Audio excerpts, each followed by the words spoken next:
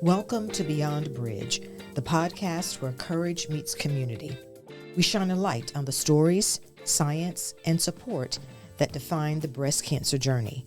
From survivors and thrivers to doctors and advocates, we're here to share real conversations, expert insights, and the hope that carries us forward.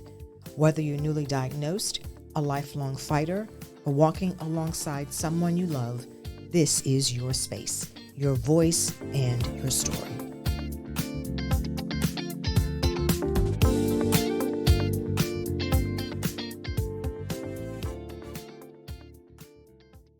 Welcome to Beyond Bridge.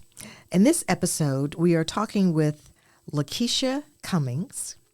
And Lakisha is a triple negative breast cancer survivor and thriver who was diagnosed in 2019. So Keisha, share with us your personal journey. There's a life before breast cancer and there's a life after breast cancer. So share with us what that's like for you. Hi, thank you for having me. Life was great beforehand. I was just out there. I love to travel. I was working. I finally got my dream job, working in a recovery room. I've been wanting to be a recovery room nurse for probably 20 years, and finally got my dream job and just living the life and just traveling with my family, with my friends, going on girls' trips and things like that. And then my sister was diagnosed with breast cancer. I had just came off of a trip with my daughter. She had just turned 28, and we had just jumped off of an 852 feet building in Vegas. So we were high off of that to come back home to the news of my brother called and said my sister wanted to go to hospice. And I was just floored because I didn't even know the cancer had came back. She didn't even tell me. She was diagnosed with breast cancer in 2017, and in 2019 it came back and it spread, and she decided to go into hospice. So I dropped everything and took care of her, and unfortunately she passed 9 days later. And I came back home and tried to work and just couldn't, and ended up taking some time off of work. And then the process of that time, I started having pains in my back. And then they started being so debilitating. When I did go back to work, I couldn't even stand up to care for my own patients or anything. I would have to sit down a lot of times. And I finally went to the doctor, and the morning of I was supposed to go to see the doctor about the back pains, I was in the shower and a voice said, check your breast. And I'm thinking to myself, I don't have time to check my breast. I got to get to this appointment. I got to go to work right after that. And again, check your breast another time. And I'm like, I don't have time. And I continue to take my shower and everything. Third time, check your breast. And I'm like, oh, I don't have time. And as soon as I said that, I put my hand to my right breast, and I immediately felt the lump. And I pulled my hand down fast, and then I went to the other side, and I did my breast exam on the left side, and everything was good. And I just stood there, and then I came back. I'm like, I just did it fast. There's nothing. And I came back. I did every other area except it was right on the side of my breast. Did everything besides that. And then I left that for last, and I could feel it. It was really big. Whose voice did you hear? The Holy Spirit. I heard the Holy Spirit. And you followed through on what he told you to do. Yes, I did. And what happened after that? So I proceeded to go to the doctor, and me and the doctor, we actually have a great relationship. I went to my gynecologist because I do have a history of fibroids as well, too. So I had a surgery a few months prior to get fibroids removed. So he did tell me that it was a 20% chance that it could be some post complications of pain after having that procedure done. So I went to him, and he, just let me know what was going on and and he suggested surgery and, some things for me to do to help with the pain. So we proceeded just to talk and, have our conversation, and he was getting ready to leave the room. And I was thinking, I'm like, I'm just not going to tell him anything because, again, my sister had just passed away, and I failed to mention she raised me. That was my mother. She raised me since I was 6 weeks old. So I wasn't even thinking at the time to tell him, but then I said, maybe I should. And then, all those other voices were trying to steer me wrong because I'm just playing in my head. Well, I did gain 20 pounds within the last 2 months, since everything was going on with her. And in the past, I've had fibrocystic breasts, which means you have lumps in your breast. Mm-hmm. Lumpy, bumpy breasts, as they would call them. Yep, yep, lumpy boobies. And so, I just thought, I said, well, I do have fibrocystic breasts, so it's just probably nothing. And he had his hand on the door, and he was getting ready to leave out the door. He opened the door, and I turned to him, and something was like, tell him now. And I said, I called his name. I said, I felt a lump over here. I said, but I know it's nothing. I said, I've gained weight, and, I went the whole spiel about all that. He was like, let me just take a look at it. Let me just see what's going on.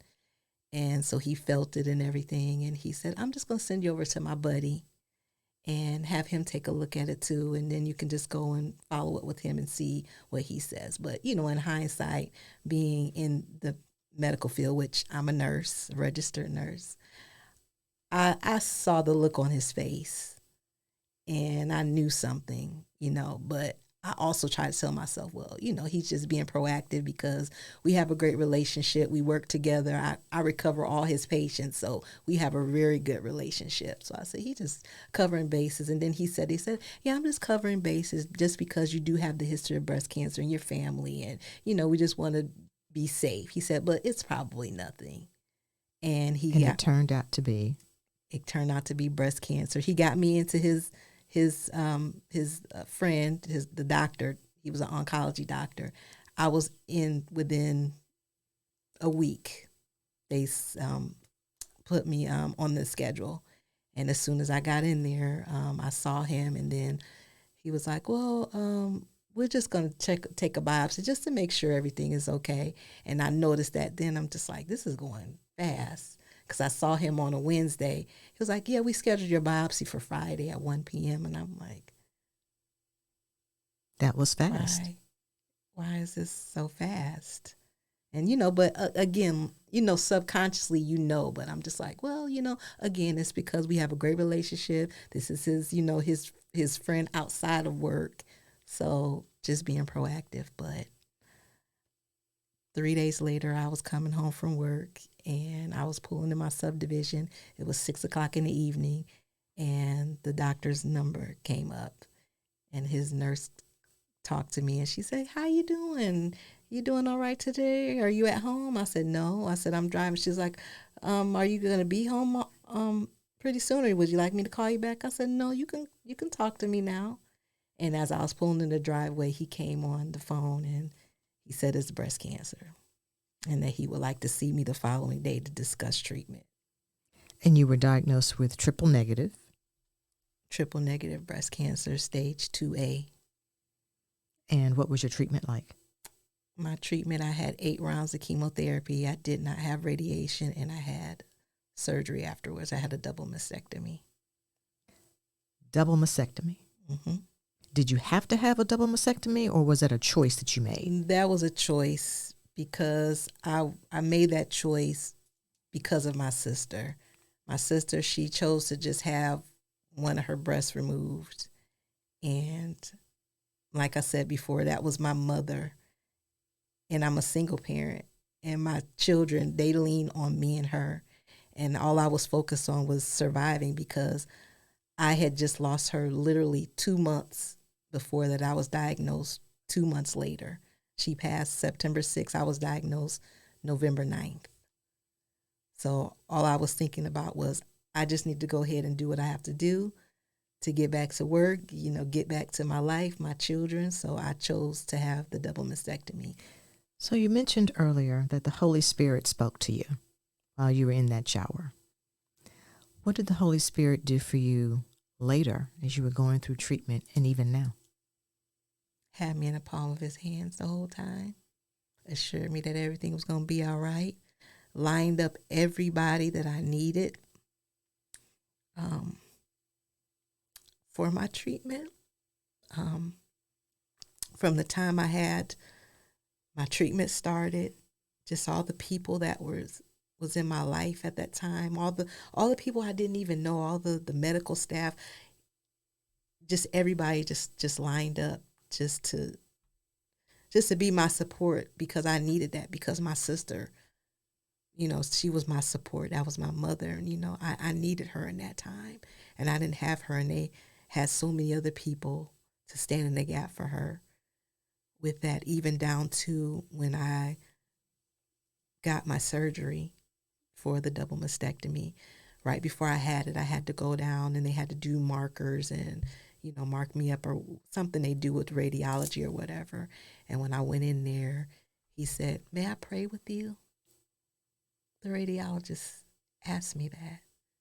And I said, "Yes, you can pray for me." And right then I just knew it was just like God was just telling me, "You're going to be all right. You're going to be good. You're going to be fine."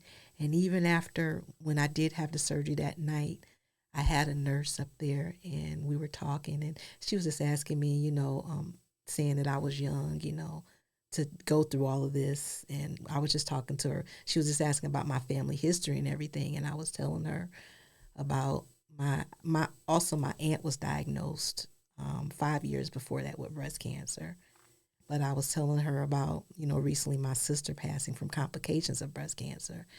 And, she was listening, and then she was leaving out the door, and she looked back and she said, "You're not your sister's name." That's powerful. Very powerful. That was powerful. So you're a survivor. You're a thriver. So what's next for Keisha? Keeping my voice heard, making my voice more pronounced for other people, for other women, using my nursing background in another way now, because I'm not working in that field anymore due to, I say, cancer retired me. But I feel like I have a lot of knowledge, and I feel like God put me in this position for such a time like this, because I wondered, why things happen, why me going back to nursing school just to be working in the recovery room, because I was an LPN, and I went back to school specifically so I can, have my dream job of working as an RN in the recovery room. And had I not did that, I feel like things would have been so much different for me, because so many people that I met along that way and just poured into me and just showed me so many things that I didn't know, and so many things that I'm able to relate to other women that's going through things that I'm going through, whether it's surgery, whether, some pointers on things to do before surgery that they don't normally tell you, up until now, till, just thriving and just living life. Takes on a different meaning now. Yes, it does. And I want to share that with other women, because I don't want them to be in those places that I was at the time, or, in pain or confused about, should I get this treatment or that treatment, because I've been there. So I want to, make it easier for them, because it's so hard you're fighting for your life. You shouldn't have to worry about other things. Well, Keisha, thank you so much for sharing your personal journey with breast cancer with us, because your private pain does have a public purpose. Thank you so much. Thank you.